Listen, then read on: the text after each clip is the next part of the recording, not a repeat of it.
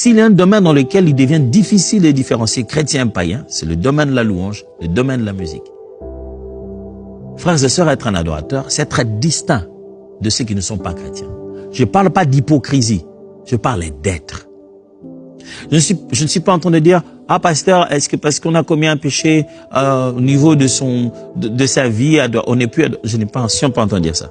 Le Seigneur nous accorde ce pardon gratuitement, mais nous accorde surtout de nous relever, de continuer à marcher dans la crainte de Dieu. Ça ne marchera pas s'il n'y a pas la crainte de Dieu. Qu'est-ce qui ne marchera pas? L'adoration. Ne confondez pas l'adoration et la carrière musicale. Ne confondez pas la renommée et le culte rendu à Dieu.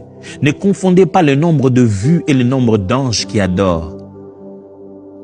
Il s'agit ici de vivre la vie d'adorateur et ça, c'est de la sanctification. Et Paul commence tout de suite en disant que vous gardez votre corps. Dès qu'il dit sanctification, la première idée qui vient, c'est la pureté de corps, pureté de pensée, pureté dans les relations, pas de vol, pas de fraude. C'est vrai que la sanctification de foi nous parle beaucoup de choses qu'il ne faut pas faire.